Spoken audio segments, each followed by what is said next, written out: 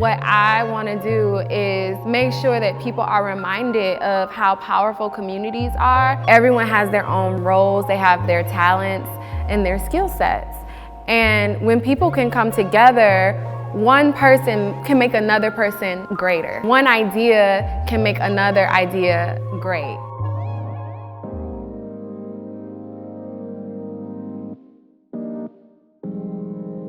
I am Ryan Williams, founder and CEO and Chief Creative Officer of Underher Empire, based in Brooklyn, New York. Underher Empire is a conscious creative community. Currently, we are a production house and creative agency, and we are growing into a Web3 content platform.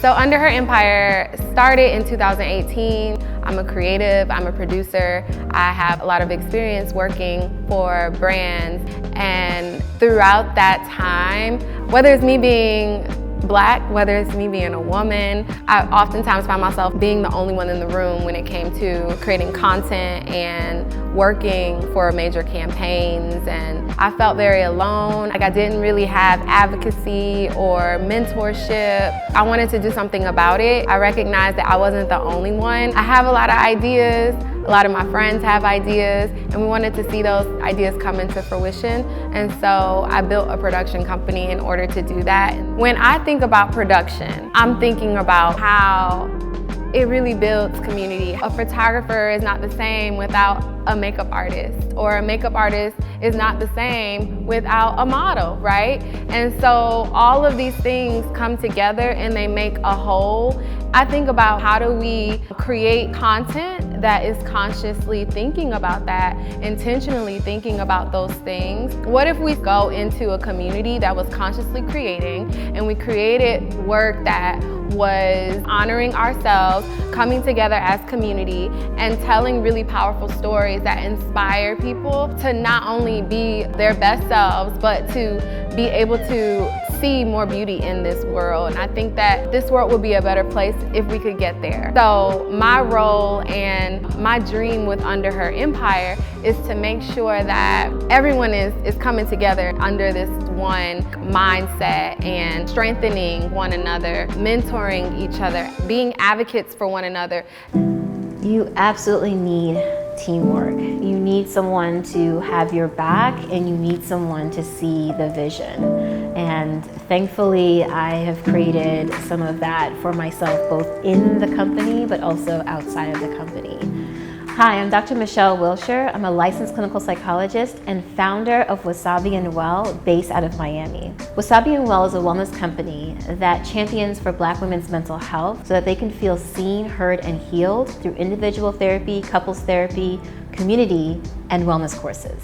I lived in Japan for a few years, came back, decided to jump into school to become a psychologist, and through that entire journey, I realized how important it is to have people that look like me in positions where they are offering wellness services and support. So the name actually comes from blending a Japanese philosophy, wabi-sabi, which is about embracing the beauty in imperfection. And so everything that I do, even if it's a clinical intervention, I operate through that lens and offer that lens to my clients. That way they're never striving for perfection, which is unrealistic. Instead, we are looking to be the best version of ourselves, the person that we want to be, without aiming for perfection. Community is incredibly important when it comes to your mental health. We know without hesitation that you will discover your most well self and the version that you like the most about yourself when you have community.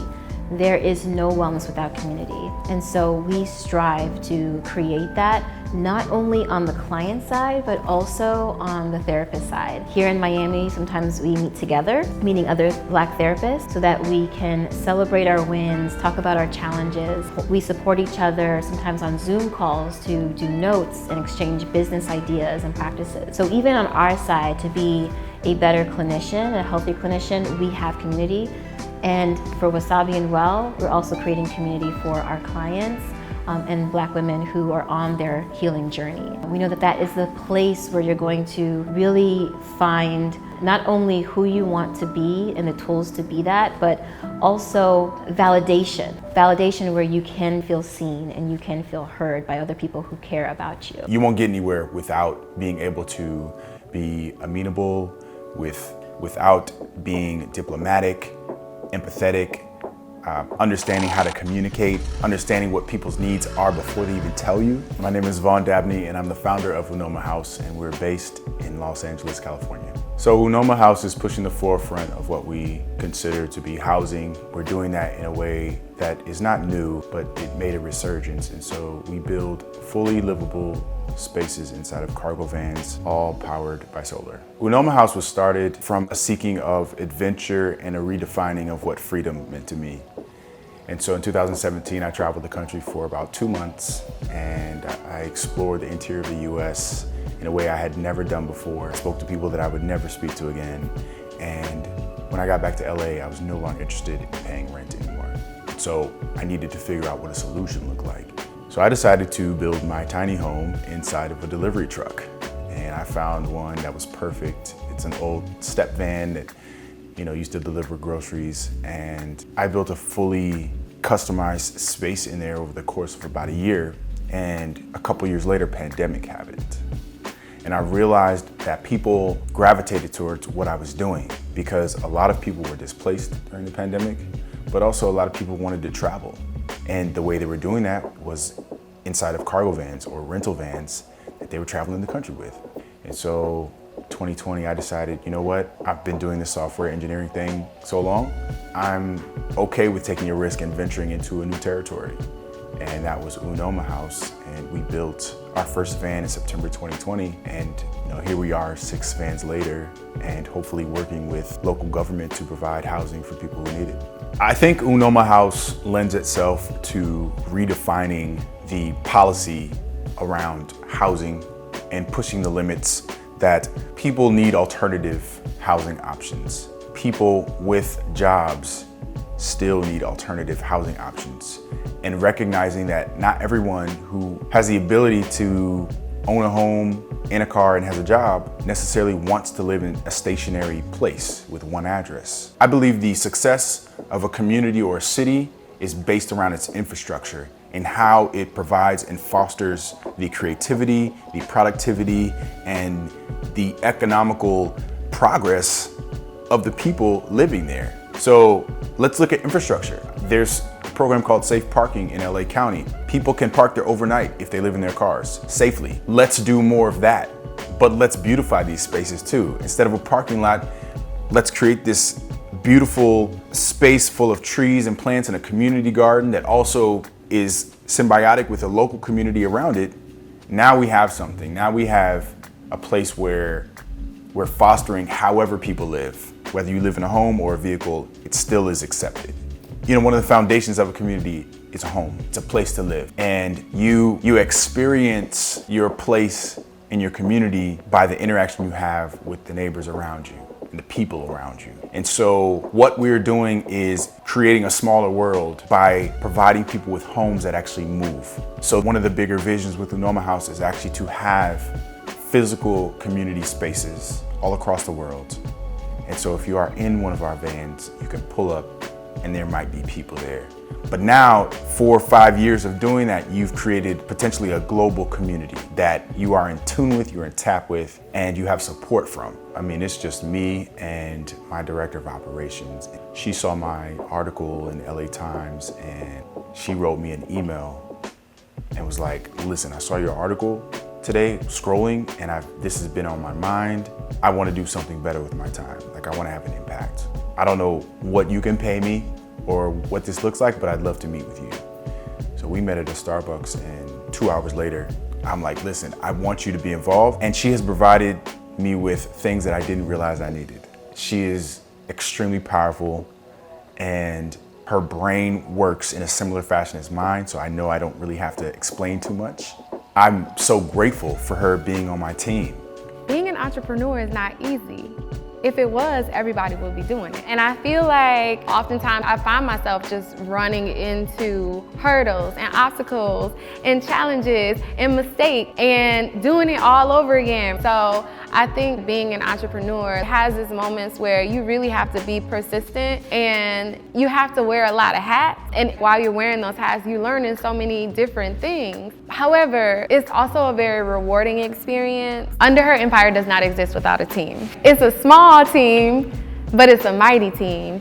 And currently it's 4 of us that are permanent. So we are doing operations, we're doing social media, we're doing brand management and copy and websites, building all of the things that make people aware of who we are. But then our community grows even bigger when we have projects. We are bringing different minds together, different talents together, different perspectives together, and all of those things create something incredible and something amazing. And that's the purpose. That is what we are here to do at Underher Empire. How do we bring people together? And we're all caring for each other, but we all have one goal in mind. We have an intention in mind. And ultimately, we create something beautiful for the world to see and experience as a team. Teamwork to me is one of the most important things in any business. Even if you freelance, you still have to work with people. So that could be your client, your customer, or it could be someone who supplements your core business. And I've always prided myself in being a good leader, but also a teammate. And there's a saying, if you want to go fast, you go alone. If you want to go far, you go together. And I truly believe that. I've experienced both sides, and I've gotten farther with my teammate than I would have by myself. There's no self-made anybody in this world. Somebody said yes to you at some point, and that led you to the next level, and you had people assist you in doing what you're doing. And so it always comes down to a team, whether it's one person or whether it's 100 people on your team. It's extremely important to be able to communicate, listen to your team, to understand what makes sense at a given moment, to implement whatever it is. I absolutely love working with a small team. Some of the benefits of a smaller team is that, one, there's fewer moving parts because being that I'm early stage business, most things fall on me, whether it's social media or payroll. And so having a small team means that I get to experiment a little bit with my business operations and processes. And also there's more intimacy. Similarly to in a therapy session where you're more one-on-one, you get to have more engaging conversations. I get to know my team members a little bit more closely, and that's really exciting for me. And honestly, as an introvert, I prefer it. As a small business owner, one of the challenges of building a workforce is definitely payroll and making sure that you can financially bring someone new on board. What we experienced was that most insurance companies have net 30 for reimbursement. And so bringing on new clinicians that either need training or they're newly licensed, and also clinicians who need to be credentialed, has been a bit of a challenge, but that's why I've been as motivated as I am. It's been extremely difficult to find good, talented people to join us. Part of that is capital. The other part of that is just the economy. And I think there's a lot of people out there who would be willing to work for a company for equity or for a lower pay if the economy was better.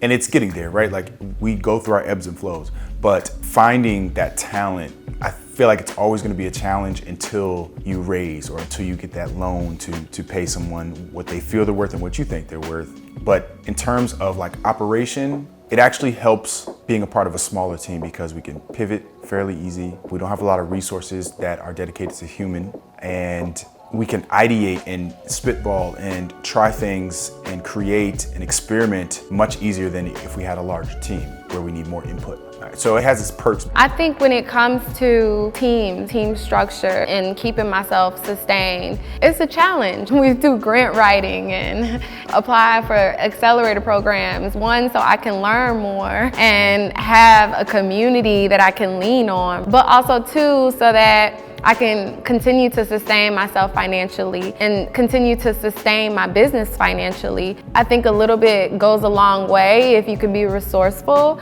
and because my business is really community-based, that helps. Being able to bring people together and find out what their needs might be and how can Underher Empire help to solve their needs while also utilizing their skill sets and their talents. Being able to partner with other small businesses and business owners and entrepreneurs and finding ways to support one another. Like, all of these things have been really a force within my business that helps me stay grounded. I specifically will look for people who look like me. And those people are oftentimes also entrepreneurs or have an entrepreneurial spirit. So one way that I collaborate is through either workshops locally or putting together a brunch of Black therapists so that we can talk and connect. In other ways, actually something I'm working on right now is being able to support tech conferences by bringing wellness to their tech conferences. At our wellness events, honestly, magic happens. I recall last year, an incredible event that was organized by Dr. Aminata Cisse. She's a local psychiatrist. She brought together 3 other Black therapists to facilitate a Black women's mental health workshop. And you could see right away that the women settled in very quickly, and their own words were, "I love this for me." They look to their left, they look to their right, and like, the fact that I'm seeing other Black women on their healing journey excites me. It makes me feel aligned with myself. I'm so happy to see this influx of groups and organizations that are pushing that connection and pushing the camaraderie. I think people are getting creative with it in terms of how can we create community among Black founders that's not just a happy hour where we meet up at a bar and nobody knows who's who. Like, these are curated events for community that lend themselves to creating long-lasting relationships. And it goes beyond just like passing someone a business card. It goes beyond truly asking, how can I add value to what you do? I remember when I first moved to Atlanta in 2007, and I had never been asked so many times, how can I help you? And I was so taken aback because I was used to saying, well, how can I get your business? How can I make you a customer of mine? And the true gold in all that is like, if you provide value to somebody in their business, it's gonna be returned. Like, they see you as an asset. So I think it's more of that, asking, how can I provide value to my community? Black founders, Black businesses, how can we invest? How can I give you a website? Because I know how to do that in my sleep. If that means that your business gets going immediately instead of 2 months from now. I think it's really important for companies to pay it forward to their community, because one, you want to stay connected. You want to stay plugged into what's happening and where the needs are, not just following trends, but also who needs what, when, and how. And so staying plugged in and connected is one major reason for paying it forward in your community. I believe, and I've said this many times before, every business should have a social impact mission. And if you don't, then you should really rethink what you're doing. We build businesses, or we should be building businesses, to make people's lives easier, to enhance their lives, to provide a solution for something. Having a social impact mission means you care more than money, about more than growing this business. And it doesn't have to be a major thing either. It can be, we did a coat drive in the winter. It didn't cost us a whole lot of money, and it wasn't huge. We didn't get any press about it, but it was important to us, and we did it. And we got like 45 coats. It's not a whole lot, but 45 people got coats and sweaters that didn't have them before. That's a win for me. I think when it comes to having a community, Fiverr Future Collective, where it's 10 of us, it's beautiful to be able to lean on one another as we are growing and building our business so that we can continue to sustain ourselves. We learn about in-kind partnerships, and we're constantly thinking about, okay, how can I support you, or how can we partner together to create something bigger? I've met with a number of the Fiverr Future Collective members in my cohort, and it's been really edifying to, one, know that you're not alone, but also two, to just be able to see our growth from the time that we started to where we are right now and where we will be even after this program. It's setting a really solid foundation and building this new community and new family.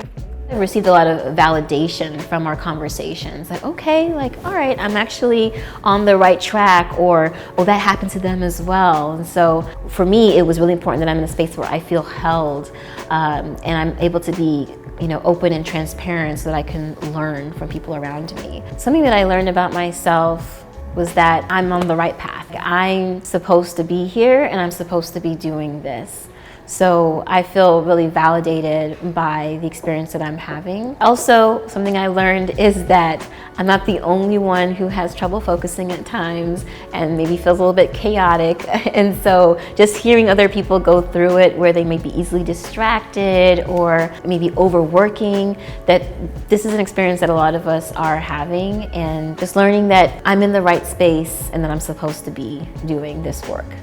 I think that there is a lot of systematic barriers. There are a lot of trauma that exists still within our communities that can only get better if there are businesses like Fiverr helping and lending a hand, but also like providing the resources necessary for us to get to where it is that we need to be. And I think that it's important to do that because we add great value and perspective, not only to this country, but to the world. I don't think it is fair to say that our success relies on anybody else but ourselves. However, we have the most to do in our community in terms of making sure our businesses are recognized and grow, but we're not in a silo. We are connected to the world, and just like homelessness is everyone's issue, making sure Black businesses thrive and get deserved recognition, everyone needs to be involved. Not just Black business owners, everyone. Some of the ways that other businesses or other people can contribute to the success of Black businesses is first to listen. Really listen, really lean in and hear what our needs are, where our gaps are, or maybe even where we excel, so that you're not really offering something that we don't need. But I would say that that's really important, is to actually lean in and to listen, so that you are a helpful resource. I would say the best way to support Black businesses is to first look to see if there are Black-owned businesses that do what you need, whether it's a product you need or a service you need. I would say beyond like being a patron of their business, share their stuff. When you see something on Instagram, share it, like it, comment, whatever it is. Like, those little actions matter, and refer your friends to those people. So I think it truly has to be a 360-degree support system until we make it to the current playing field.